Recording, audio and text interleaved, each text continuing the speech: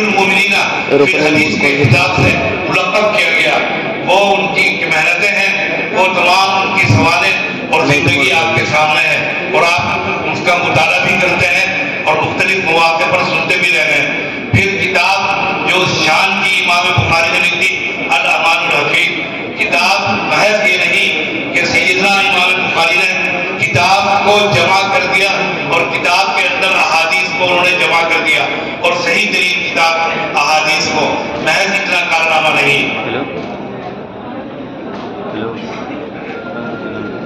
بلکہ امام کا کارنامہ عظیم الشان ہے. امام نے پوری شریعت کو، پورے دین کو، جناب نبی کریم صلی اللہ علیہ وسلم کی پوری حیات طیبہ اور آپ کی سیرت طیبہ کو اور پورے اسلام کو پیش کیا. محض یہی نہیں کہ پوری سیرت پیش کی، پوری شریعت پیش کی، پورا دین پیش کیا اور احکامات دین، محض اتنا ہی نہیں بلکہ ساتھ ہی ساتھ وہ فقہی اپنے نظریات اور فقہی مسائل کا بیان کرتے ہیں اور اس کو بھی بیان کرتے ہیں اور اپنی رائے کو بھی. اور محض یہی نہیں کہ اتنا ہی کام کیا ہو بلکہ اسلام کے مقابل میں اور عقائد کے مقابلے میں اور ایمان کے مقابلے میں جو فرقے باطلہ پیش آتے رہے، پیدا ہوتے رہے، ان کی تردید اور اس کا سامنا اسلام کو آج سے نہیں ہے یا اس دور میں نہیں ہے بلکہ جب سے اسلام وجود میں آیا، جب سے اسلام کے آغاز اور ابتدا ہوئی، اس وقت سے ان فکروں کا اور فرقوں کا سامنا ہے. آپ نے مشہور شعر سنا ہوگا ڈاکٹر اقبال کا کہ نہ ستیزہ گاہے جہاں نہیں، نہ حریف میں حریف ہے پنجہ فگن نئے، وہی فطرت اسد رہی، وہی مرحبی، وہی اندری. جناب فطرت گاہے جہاں نہیں ہے، نہ فطرت نئے ہیں، وہی فطرت اسد رہی اور وہی مرحب اور اندری ہے جو عرب کے دو مشہور زور آور پہلوان تھے اور جن کے مقابلے ہوئے ہیں. بہرحال آج بھی وہی فتنے ہیں تو امام بخاری کے دور میں جن فتنوں نے سر اٹھایا یا ان سے بیشتر ان کی سرکوبی بھی کرتے ہیں. تو محض ایک اتنا ہی کارنامہ نہیں کہ صحیح ترین احادیث کو، ابھی محترم صاحب نے فرمایا کہ 7,000 احادیث کو مجموعہ غیر مکرر احادیث کا انہوں نے اس میں جمع کر دیا اور 6 لاکھ احادیث سے انہوں نے انتخاب کیا الامان الحفیظ، الامان الحفیظ. اتنی محنتیں، اتنی کاوشیں آج تو ان کا تصور بھی نہیں کیا جا سکتا، جن کے بارے میں سوچا بھی نہیں جا سکتا. یہ حق تعالیٰ کا انعام تھا کہ اللہ تعالیٰ نے اپنے رسول کے کلام کے لیے، اپنی وحی کے حفاظت کے لیے جس کا وعدہ قرآن مجید میں فرمایا تھا کہ ہم نے ہی ذکر کو نازل کیا اور ہم ہی اس کی حفاظت فرمائیں گے. ذکر قرآن مجید ہے، بلا شبہ حدیث بھی وہی ہے جناب نبی کریم صلی اللہ علیہ وسلم کی، اور وہی کی حفاظت کے جو انتظامات فرمائے اب تعالیٰ جل مجدہ نے وہ ہر جانب میں ہیں، ہر سمت میں ہیں، ہر شعبے میں ہیں، ہر گوشے میں ہیں. اسی کے ساتھ ساتھ یہ بھی پیش نظر رہے کہ وہی آج فقط اگر دنیا میں کسی مذہب کے پاس اپنی صحیح شکل و صورت کے اندر محفوظ اور موجود ہے تو وہ مذہب اسلام ہے جس کے پاس وہی موجود ہے. وہی کا کیا کارنامہ کیا؟ وہی نے یہ بتایا کہ اب کا معبود کے ساتھ اور حق تعالیٰ جل مجدہ کے ساتھ، مخلوق کا، خالق کا مخلوق کے ساتھ رابطہ کیسے ممکن ہوا. اور وہی نے ہی اعمال کا بھی پابند کیا. وہی نے ہی ہمیں بتایا کہ ہم اعمال کے پابند ہیں. وہی نے وہ تمام چیزیں بتائی ہیں جو غائب پر نظر ہیں. آپ زیادہ سے زیادہ ان چیزوں کا بیان کر سکتے ہیں جہاں تک آپ کی نظر پہنچتی ہے، جہاں تک آپ کی عقل کام کرتی ہے، جہاں تک آپ سوچ سکتے ہیں ان کا بیان کر سکتے ہیں. ایک شخص بمبئی تک گیا تو بمبئی کے مناظر، بمبئی کی چیزیں، وہاں کا موسم اور وہاں کی عبارتیں اور تاریخی چیزوں کے بارے میں بیان کر سکتا ہے. اس سے آگے اگر پوچھیں تو اس کے آگے کی خبر نہیں بیان کر سکتا. اگر کوئی بمبئی سے آگے گیا تو وہ سمندر کی گہرائییں اور اس کے بارے میں. بار ونڈوز ایک جگہ ہے ویسٹ انڈیز کے قریب اور ویسٹ جزائر کے کے پاس، وہاں پر ہمارے سابق مرتبط خطیب الاسلام حضرت مولانا قاری حضرت مولانا محمد صالح صاحب نور اللہ برکتہ میں تشریف لے گئے. مجھے بھی وہاں جانے کی سعادت حاصل ہوئی اور وہاں پر موقع ملا. حضرت نے بھی اس سمندر کی گہرائیوں کا سفر کیا جس کی اندر گہرائی کے اندر تقریباً 155 فٹ نیچے لے جاتے ہیں جس کو سمرین کہتے ہیں، اور ہمارے یہاں فارسی میں آبدوز اور اردو کے اندر پنڈوبی، اس کے اندر سمندر کی سیر کراتے ہیں. 155 فٹ نیچے ہماری موجودہ دیوبند کی جامع مسجد کی مینار کی بلندی محض 55 فٹ ہے. وہ 155 فٹ سمندر کے نیچے لے جانے کے بعد سیر کراتے ہیں اور وہاں پر وہ معاہدہ کرتے ہیں کہ اگر کوئی حادثہ پیش آ گیا اور جان ضائع ہو گئی تو ہم ذمہ دار نہیں ہیں. سمندر کی گہرائی سے واپس لانے کے بعد سرٹیفکیٹ دیتے ہیں کہ ہم نے سمندر کے اندر 155 فٹ گہرائی کا ہم نے معائنہ کیا، مشاہدہ کیا، سیر کی. مجھے بھی جانے کا اتفاق ہوا اور اپنے والد مرحوم کے ساتھ جس وقت سمندر کے اندر گئے ایک کائنات آباد ہے، ایک دنیا آباد ہے، پہاڑ ہیں، درخت ہیں، چٹانیں ہیں اور زمین ہے، اور جن جہازوں کو حادثات پیش آئے ان کے مردے وہاں پر موجود ہیں، ٹوٹے پھوٹے جہاز، اور گھاس اگی ہوئی ہے بالکل تار کی طریقے پر، مچھلیوں کے گول ہے ایک پوری. اب اگر کسی نے سمندر کا سفر نہیں کیا، کسی نے ان مقامات پر جانے کی موقع نہیں ملا، وہ کیا بیان کرے گا سمندر کی. ہم نے بھی وہاں تک بیان کیا سمندر کی گہرائی کو 155 فٹ تک، ہزار فٹ سمندر کی گہرائی ہے، تاریخی ہے. اور پھر اس کے بعد زمین کے طبقات کے اندر آگ کا ایک باقاعدہ سلسلہ ہے جو آگ اور برے نار کہلاتا ہے، جو زمین کے طبقات کے اندر ہے. اور پھر اندھیرا اور تاریخی، وہاں کی خبر کون دے گا؟ بعد از موت قبر کے اندر پیش آنے والے حالات، اس کی خبر کون دے گا؟ جنت اور جہنم کے بارے میں کون بتائے گا؟ جنت کی نعمتیں، ان سب کی اطلاع وحی نے دی، ان سب کو بتایا وحی نے. وحی نے ہی ان سب کے اوپر واقف کرایا. یہ وحی جہاں عقل کام نہیں کر سکتی تو وہاں پر وحی رہنمائی کرتی ہے. چنانچہ اسی لیے آغاز میں سیدنا امام بخاری نے وحی سے اپنی کتاب کا آغاز کیا اور بتایا یہ بھی مقصد ہے کہ میں جو کچھ بیان کروں گا اپنی اس کتاب میں وہ وحی سے ہوگی، مستند اس کی سند وحی کی جائے گی، وحی سے وہ مستند ہوگی، اور جو کچھ بیان کیا جائے گا وہ سب وحی ہے. چنانچہ وحی سے انہوں نے اپنی کتاب کا آغاز کیا سیدنا امام بخاری نے. آخری باب ہے بخاری شریف کا، اور اس آخری باب کے اندر اعمال بنی آدم اور ان کے وزن کا ذکر ہے جو سمجھ میں نہیں آتے. میں نے عرض کیا آپ کو کہ عقل کی رہنمائی نہیں کرتی کہ اعمال کس طریقے پر تولے جائیں گے.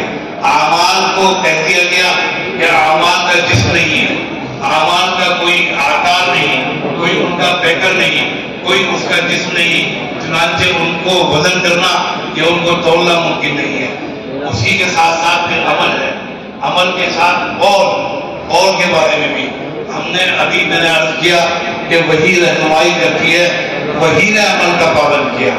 اور جب عمل کا پابند کیا تو بلا وجہ نہیں بلکہ اس عمل کے اوپر سزا و جزا کا ترتب ہوگا، سزا و جزا کے فیصلے ہوں گے، اجر و ثواب کے فیصلے ہوں گے، جنت و جہنم کے فیصلے ہوں گے. اور اسی کے ساتھ ساتھ یہ بھی کہ عمل کے اوپر پابند کر دینے کے بعد وحی کے ذریعے اور سزا و جزا کے فیصلے، اور اس کے ساتھ ساتھ اور کا علیحدہ سے ذکر نہیں کہ اس کو علیحدہ سے ذکر کیا گیا ہو، کیونکہ اور بھی ایک عمل ہے، عمل کے تحت آ گیا. اس کی بہت سی مثالیں دی حضرات اہل علم نے، حضرات محققین نے کہ اعمال کا وزن کیسے ہوگا. اعمال وہ سب تقریریں آپ کے سامنے بیان ہو چکی ہے اور آپ کے سامنے حضرات اہل علم بیان کرتے رہتے ہیں. اور اب تو دنیا کے ہر گوشے میں ختم بخاری کے موقع پر اجتماعات منعقد ہوتے ہیں، وہاں پر یہ تمام بیانات آپ کے گوش گزار ہوتے رہتے ہیں. اصل چیز یہ ہے کہ وزن اعمال کے کرنے کی ضرورت کیا پیش آئی، کیا انسانوں کے اعمال اور ان کی کیفیات کو یا ان کی مقدار کو، وہ تو علیم ہے، وہ تو علام ہے۔ جب وہ علیم ہے، علام ہے، علیم بذات الصدور ہے، اس سے آگے بڑھ کر کہا جائے کہ دلوں کے بھید اور رازوں کے اوپر واقف ہے۔ یہ اشکال یہی نہیں اور بہت سی جگہ پر پیش آ سکتا ہے کہ جب خدا تعالیٰ علیم و علام ہے تو بندوں کے عمل کے وزن کرنے کی ضرورت کیا ہے؟ کیا ضرورت پیش آئے گی کہ اعمال کا وزن کیا جائے؟ یہ اشکال جیسا کہ میں نے کہا بہت سی جگہ پر پیش آ سکتا ہے، خاص طور سے عصر کی اور فجر کی نماز کے اوقات کے وقت جب فرشتوں کی اور ملائکہ کی ڈیوٹی تبدیل ہوتی ہے اور خدا تعالیٰ کے دربار میں پہنچتے ہیں، دریافت کرتے ہیں بندے کو کس حال میں چھوڑا، تو وہاں پر حضرات ملائکہ اطلاع دیتے ہیں کہ آپ کے بندوں کو کس حال میں چھوڑا۔ یا معصوم کی موت کے وقت، جس وقت معصوم کی موت پیش آتی ہے اور اس کی روح نکال کر ملک الموت یعنی اسرائیل، یاد رکھیے قرآن مجید میں یا صحیح احادیث میں اسرائیل کا نام نہیں، آثار کے اندر اسرائیل کے نام سے اس فرشتے کا نام موجود ہے۔ قرآن مجید ملک الموت کے نام سے خطاب کرتا ہے۔ جب کسی معصوم کی جان اور روح قبض کر کے ملک الموت پہنچتا ہے خدا تعالیٰ کے دربار میں، اس وقت دریافت کرتے ہیں کہ جب تم نے روح نکالی تو ماں باپ کی زبان پر کیا تھا؟ کیا خدا تعالیٰ نہیں جانتے؟ ماں باپ کی تڑپ، ان کی بے قراری، ان کی بے چینی اور ان کی بے بسی و بے کسی کو بلا شبہ واقف ہے۔ پھر کیوں سوال کرتے ہیں؟ ایک حدیث ہے، اسے سنیے۔ حضرت فضالہ رضی اللہ تعالیٰ ان کے صاحبزادے عبداللہ ابن فضالہ وہ بیان کرتے ہیں کہ میرے والد گرامی جناب سرور کائنات صلی اللہ علیہ وسلم کی خدمت اقدس میں حاضر ہوئے اور حاضر ہونے کے بعد ایمان قبول کیا، پھر دوسری ملاقات کی اور ایمان قبول ہونے کے بعد اور عرض کیا کہ یا رسول اللہ میں نے ایمان قبول کیا ہے، مجھے کچھ تعلیم کیجیے اور کچھ احکامات۔ تو آپ صلی اللہ علیہ وسلم نے ایمان کی تعلیم اور تلقین کے بعد انہیں احکامات کی تلقین کی، نمازوں کی پابندی کا اطلاع کیا۔ اس کے بعد فضالہ نے کہا کہ یا رسول اللہ میں تو بہت مصروف ہوں، میں 5 وقت کی نماز ادا نہیں کر سکتا۔ آپ صلی اللہ علیہ وسلم سے آپ نے فرمایا تو پھر 2 نمازیں تو لازمی پڑھنی پڑیں گی کہ فجر کی نماز العصرین یعنی فجر کی نماز اور عصر کی نماز۔ وہاں پر بعض محدثین نے لکھا گفتگو کرتے ہوئے کہ فضالہ کے حق میں نبی کریم صلی اللہ علیہ وسلم نے تخفیف کر دی 3 نمازوں کی۔ کشمیری پہنچے اس مقام پر حدیث پر گفتگو کرتے ہوئے اور ناراض ہوئے اور فرمایا کہ یہ کیا کہہ رہے ہیں کہ یہ نبی کریم صلی اللہ علیہ وسلم بھی یہ اتھارٹی اور یہ اختیار حاصل نہیں کہ وہ فرائض کے اندر کوئی تخفیف کر سکے۔ پھر فرمایا کہ نبی کریم صلی اللہ علیہ وسلم نے فضالہ کو اس لیے وہ نمازوں کی جانب خاص طور سے توجہ دلائی کہ یہ نمازیں 2 عصر اور فجر کی ملائکہ کی ڈیوٹی تبدیل ہونے کا وقت ہے۔ اگر فجر کی نماز کا اہتمام کر لیا کہ جو آرام اور راحت کا انتہائی وقت ہے اور انتہا سے زیادہ نازک ہوگا وقت، جس کے اندر بیدار ہونا اور تیار ہونا نماز کے لیے انتہا سے زیادہ مشکل، اگر اس پر پابند ہو گئے اور عصر کی نماز کہ جس کے اندر مالکی اور بازار شباب پر ہوتا ہے اور کاروبار، اگر اس وقت اپنے آپ میں تیار کر لیا، باقی نمازوں کے اہتمام کی توفیق اور اس کا اختیار اور اس کا امتیاز انشاءاللہ حاصل ہو جائے گا۔ اس لیے خدا کو کہا کہ خاص طور سے 2 نمازوں کا فرشتوں کی ڈیوٹی تبدیل ہونے کی وجہ سے، اسی لیے فرشتوں کی ڈیوٹی کی تبدیل ہونے کے بعد حق تعالیٰ فرماتے ہیں کہ بتاؤ بندے کو کس حال میں چھوڑا۔ اس لیے نہیں کہ اللہ تعالیٰ لا علم ہے کہ بندے نماز میں تھے، نہیں، بلکہ آدم کی تخلیق پر جو اشکال تھا حضرات ملائکہ کو ان کے سامنے اظہار کہ میری تخلیق کے اندر جو حکمت تھی اظہار یعنی عبادت کی انجام دہی اور اس پر اجر اور ثواب، تو وہ تخلیق کی حکمت سامنے آئے۔ اسی طریقے پر معصوم کی موت کے وقت جس وقت سوال کرتے ہیں کہ ماں باپ نے کیا کہا، لوگ فرشتے بیان کرتے ہیں، تو اس وقت بھی اللہ تعالیٰ واقف ہوتے ہیں ماں باپ کی دلوں کی کے سینے پھٹے جا رہے ہیں، وہ بے قرار ہیں، بے چین ہیں اپنے بچے کی پیدائش اور اس کی موت کے اوپر، اس کے سالے کے اوپر. تو اللہ تعالیٰ دریافت کرتے ہیں کس حال میں چھوڑا، جانتے ہیں کس حال میں فرشتوں سے، اس لیے کہ صبر کی اہمیت اور اس کے اجر کو بیان کرنے کے لیے اور اس کے صبر کے اجر کی اہمیت کے اظہار کے لیے یہ مقاصد اور یہ حکمت ہے. تو اللہ تعالیٰ تو علیم ہے، اگر خدا تعالیٰ اعمال کے اوپر فیصلہ فرما دے تو کہیں وہ بات نہ ہو جو غالب کے لہجے میں ہے. غالب نے کہا اردو کے شاعر نے کہ پکڑے جاتے ہیں فرشتوں کے لکھے پر ناحق آدمی کوئی ہمارا دم تحریر لکھا. یعنی جس وقت حق تعالیٰ آدم کی تخلیق فرما رہے تھے اور فرمایا کہ میں آدم کو خلیفہ بنانے جا رہا ہوں، تو فرمایا تھا حضرات ملائکہ نے عرض کیا کہ آپ زمین پر ایسی مخلوق پیدا کر رہے ہیں جو زمین پر خوریزی کرے گی، فساد برپا کرے گی. آپ کو اگر تسبیح و تحمید آپ کو مطلوب ہے تو ہم اس کے لیے کافی ہیں. نحن نسبح و نقدس لک قرآن مجید میں ہے. انہی فرشتوں کو بندوں کے اعمال کے ضبط کرنے کے لیے اللہ تعالیٰ نے متعین فرما دیا، اعمال کو لکھنے کے لیے. انہی کے لکھے پر انسانوں کے فیصلے ہوں گے اور ان کے اعمال کا فیصلہ ہوگا. اسی کو غالب نے کہا کہ پکڑے جاتے ہیں فرشتوں کے لکھے پر ناحق، کہ فرشتوں کے لکھے پر ہمیں پکڑا جائے گا. یہ تو وہی ہے جنہوں نے حضرت میں ہماری تخلیق پر اعتراض کیا تھا، ہماری پیدائش پر اعتراض کیا تھا. یہ تو ہمارے ازلی دشمن ہے. آدمی کوئی ہمارا دم تحریر لکھا، جب یہ لکھ رہے تھے تو انسانی اولاد آدم میں سے یا جن سے انسان آدم میں سے کوئی تھا بطور گواہ جو یہ فیصلہ کرتے ہیں ان کا لکھا ہوا درست تھا، یہ درست نہیں تھا. اس لیے وزن اعمال فرمائے عدل کے اظہار کے لیے، اظہار عدل کا موقع ہے، انصاف کا موقع ہے. چنانچہ کسی کے دل میں کوئی شبہ نہ رہے. بہت سے طریقے ہو سکتے ہیں وزن کے علاوہ، اور بہت سے طریقے تمام حضرات محدثین نے لکھے کہ یہ ہو سکتا تھا. پھر اس کے اندر بھی وزن ہی وہ واحد چیز ہے جس کے لیے جو اس کو ہر ایک کے لیے قابل قبول ہوگا. تو اعمال کا وزن فرمائیں گے.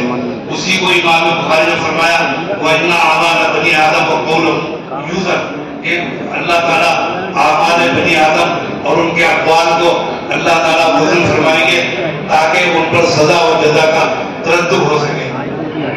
پھر اس کے ساتھ ساتھ ارشاد فرمایا کہ نَضَعُ الْمَوَازِينَ الْقِسْطَ لِيَوْمِ الْقِيَامَةِ، کہ ہم انصاف کے لیے، عدل کے لیے ترازو قائم کریں گے. اس ترازو میں وزن ہوگا اعمال کا، اعمال بنی آدم کا. پھر ارشاد فرمایا جناب نبی کریم صلی اللہ علیہ وسلم کی حدیث ہے، میں وقت کی تنگی کے باعث اشارتاً اور ذرا کرایہ اپنی گفتگو کو اختصار کے ساتھ ختم کرنے کی طرف جاتا ہوں.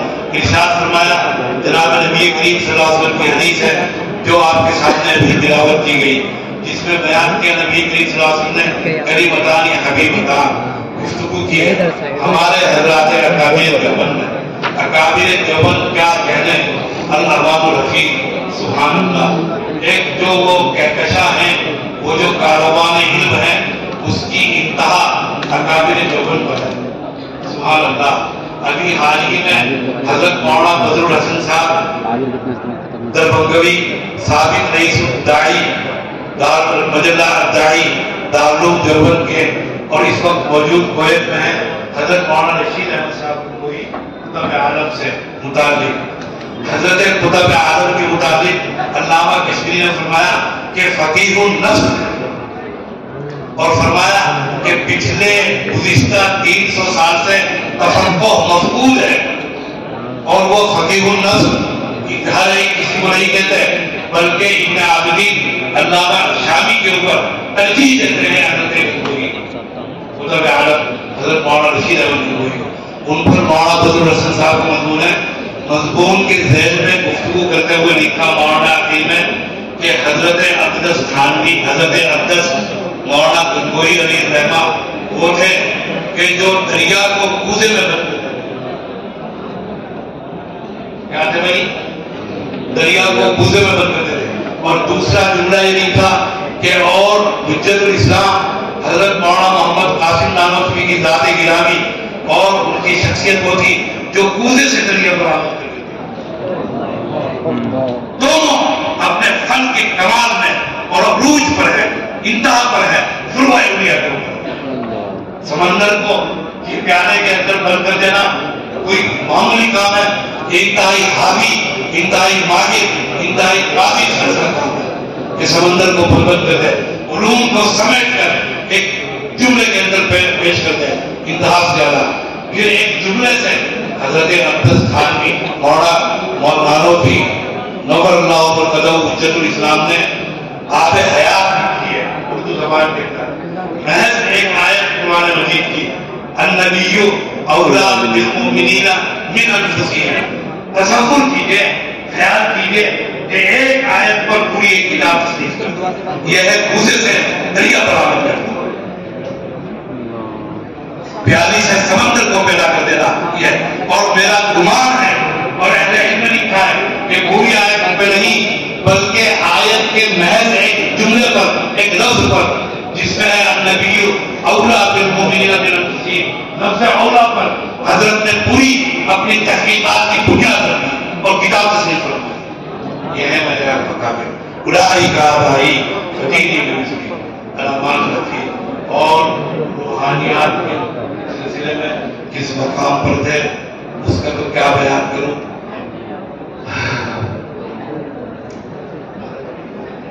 خانقاہ بھی چلتی ہے، مدرسہ بھی قائم ہے اور اس کے ساتھ ساتھ خانقاہ بھی حضرت کی قائم ہے.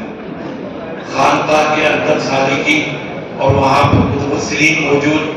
مدرسے کے اندر طلبہ کا وہ نظام نہیں تھا جو آج آپ کے مدارس کے اندر انتظام ہے. آپ کے مدارس، ہمارے یہاں کے مدارس کیا ہیں؟ گجرات کے ذرا مدارس ملاحظہ فرمائیے، اللہ اکبر اللہ اکبر. طلبہ کے لیے تین انتظامات کیے گئے. اسٹیج کے گدے ان کے لیے ہیں، ناشتے کے انتظامات ہیں ان کے لیے، بہترین رہائش کے اور آسائش کے اور زندگی گزارنے کے بہترین تمام سہولیات فراہم. ان کو ہر چیز سے فارغ کرنے کے بعد محض اس کام پر کہ ان کے دین کے رسول کے لیے فارغ کر دیا ان کو. لیکن تقریباً 70 سال پہلے اور 100 سال پہلے مطبخ کا مربج رائج نظام نہیں تھا، نظام رائج نہیں تھا جو آج ہمارے درمیان مربج ہے. گھروں پر کھانا تعین تھا تو حضرت کے خادم طالب علم وہ بھی پہلے کے گھر کے اندر کھانا لینے کے لیے جاتا تھا. کھانا لینے کے لیے 2 وقت جاتا، جانے کے لیے جانے کے بعد وہاں پر دستک دیتا، اندر سے کوئی آتی اور اس کا کھانا اس کو دیتی، کھانا لے کر آ جاتا. طالب علم جاتا رہا یہاں تک کہ 2 سال کے عرصے میں اس گھر کی بچی سے رابطہ ہو گیا جو کھانا لے کر آتی اور کھانا لے کر دیتی. اس طالب علم سے جو حضرت کا خادم بھی تھا اس سے رابطہ ہو گیا. آج کا اگر دور یعنی رابطہ ہوا کس درجے میں، آج کا دور ہوا تو تمام مراحل میں ہو جاتے ہیں بھائی صاحب، تمام مراحل مکمل ہو جاتے ہیں. رابطہ اس درجے میں ہوا کہ ملاقات کا وقت طے ہوا، سلام کلام ہوئی، ملاقات کا وقت طے ہوا، ٹائم طے ہوا اور وقت طے ہو گیا. یہ طالب علم رات کو حضرت کی خدمت کرتا، حضرت کے تیل سر میں تیل لگاتا، حضرت کی ٹانگیں دباتا اور حضرت کا بستر بچھاتا، حضرت کو آرام کر کے استراحت کرنے کے لیے لٹا دیا کرتا تھا خانقاہ کے اندر. اور خود برابر میں اس طالب علم کا خادم کا بھی چارپائی ہوتی تھی. چنانچہ جس روز ملاقات کا ٹائم اور وقت طے تھا اس بچی سے گھر کی یہ چڑھا بے قرار بے چین شام سے کہ جلدی سے حضرت کو کھانا کھلاؤں، حضرت کو لٹاؤں سلاؤں. ملاقات کی بے چینی اور اجلت تمام امور انجام دے کر حضرت کو سلا کر چلا ہے. ادھر سے وہ لڑکی بھی چلی ہے اپنے گھر سے اپنے والدین کو سلا کر. اس شب کے بعد جب وہ گھر سے چلی یہ خانقاہ سے نکلا، ابھی راستے میں آ رہی تھے، اچانک صاف شفاف آسمان پر بادل آئے ہیں، گرجے ہیں، بجلی کڑکی ہے. یہ تو راستے سے بھاگا کہ حضرت باہر سو رہے ہیں، گرمی کا زمانہ ہے، اٹھ جائیں گے، چارپائی میری خالی دیکھیں گے، سوال کریں گے کہاں تھا، دریافت کریں گے، رات کھل جائے گا. لڑکی گھر کی طرف بھاگی کہ والدین دربار پر 4 سائنس میں سو رہے ہیں، کمروں میں سونے کا رواج نہیں تھا، باہر سوتے تھے. آنکھ کھل جائے گی جب میری چارپائی خالی دیکھیں گے اور دروازہ کھلا ہوا تو ان کو شبہ ہوگا، وہ گھر کی طرف بھاگی. جب یہ طالب علم آیا سنانے کی بات کی تھی تو حضرت اقدس بن گوئی چارپائی کے پٹی پر بیٹھے ہوئے اس طرح ہی رہتے آنکھیں بند کر کے، اور فرمایا اس کے آنے پر کہ آئندہ ایسی غلطی مت کرنا، آج بڑی مشکل سے ہمیں بچا ہے.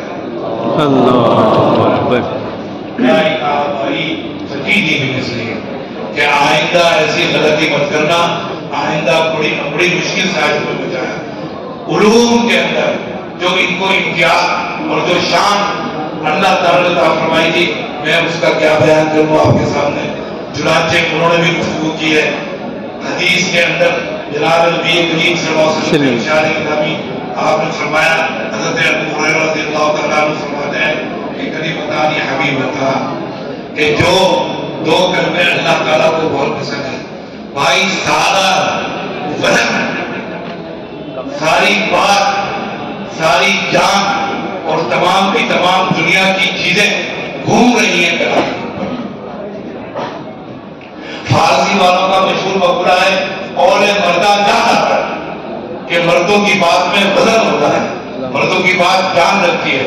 اگر قدیم دور میں زبان دے دیا کرتے تھے کسی کو، کسی سے وعدہ کرتے تھے تو وہ وعدہ پورا کرتے تھے. اسی لیے داغ نے کہا کہ زبان دے عدو کو کہ یہ وہ شے ہے تیرے ذہن میں رہے یا میرے ذہن میں رہے. میں نے کہا کہ کسی سے وعدہ مت کرنا، کسی سے، یہ وہ شے ہے انتہا سے زیادہ نازک اور باوقار کہ یا تیرے ذہن میں رہے جب تک ذہن میں رہی. اور یہی وجہ ہے کہ جناب سرور کائنات صلی اللہ علیہ وسلم نے پابندی عائد کی ہے. آپ نے پہلے بٹھائے ہیں، آپ نے زبردست قسم کے بیرودات لگائے زبان کے اوپر اور پابندی کی ہے. حدیث ہے زجر الشبانی والشیبہ عن ارتکاب الغیبہ، مولانا عبد الحی صاحب رضوی کی کتاب جس کا ترجمہ پاکستان سے شائع ہوا قادیانی کے نام سے، جس کے اندر حدیث نقل کی جناب نبی کریم صلی اللہ علیہ وسلم کی.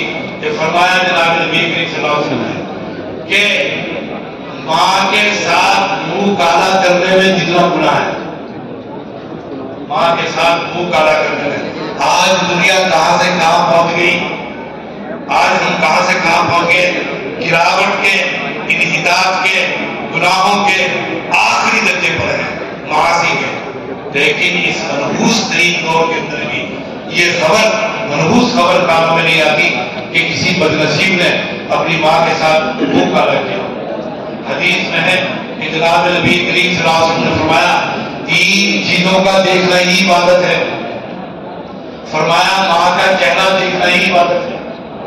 ایک وہ ہے کہ جس کو ماں کی نعمت حاصل ہو اور اس کو خدمت کی توفیق ہو، الامان الحفیظ، اس کا رتبہ تو کہاں سے کہاں پہنچے گا، اس کا اجر تو کہاں سے کہاں پہنچے گا. ماں کو بٹھا کر سامنے اس کا چہرہ دیکھے محض اس نظریے سے اور اس نظر سے کہ یہ میری ماں ہے، فرمایا عبادت ہے.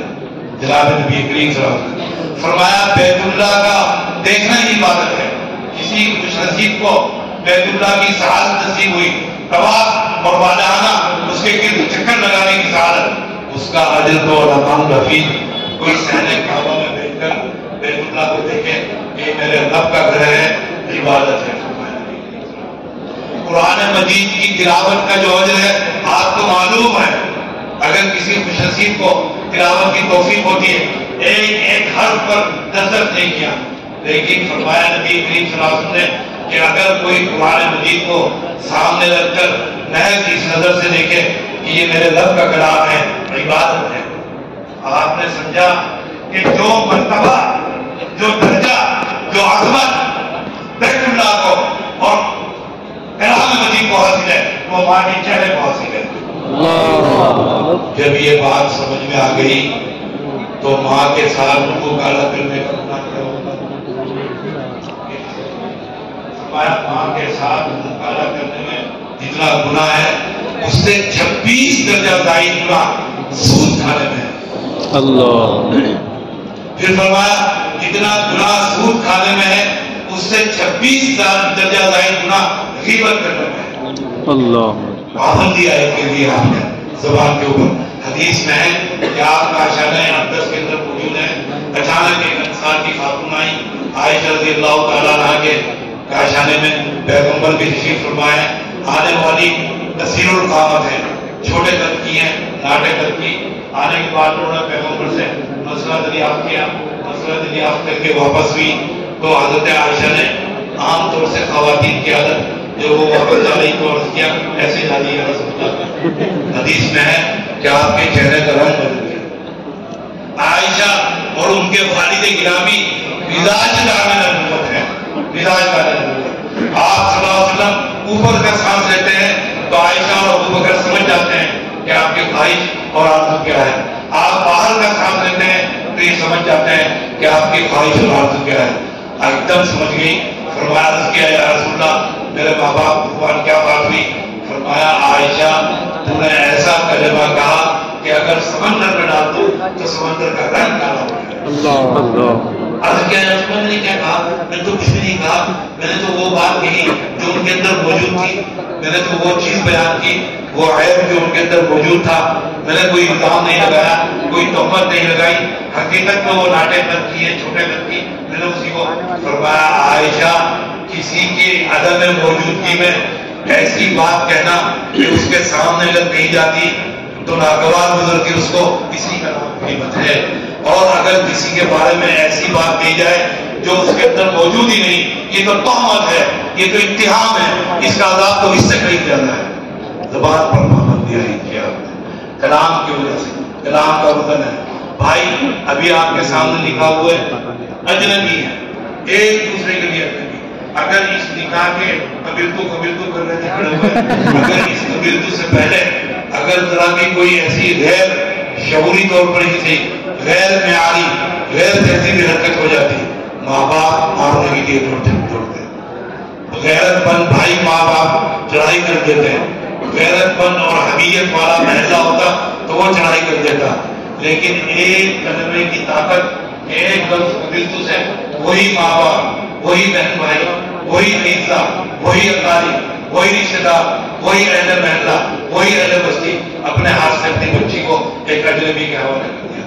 کلام کی طاقت. پھر یہ رشتہ کبھی 75 سال پر, کبھی 100 سال پر, کبھی 70 سال پر, کبھی 50 سال پر ہوئی. ایک لفظ زبان سے نکلا طلاق. تمام وہی پابندیاں قیودات لوٹ آئیں گی جو نکاح سے پہلے تھی. تمام وہی فرد اور فروغ اور تمام وہی مفارقتیں. تو کلام کی طاقت, کلام کا وزن, اسی کو بیان کرنا. کلمتان حبیبتان, دو کلمے ایسے ہیں کہ جو حق تعالیٰ جل مجدہ کو بہت پسند ہے. ایک صنعت ہے جناب نبی کریم صلی اللہ علیہ وسلم تشبیہ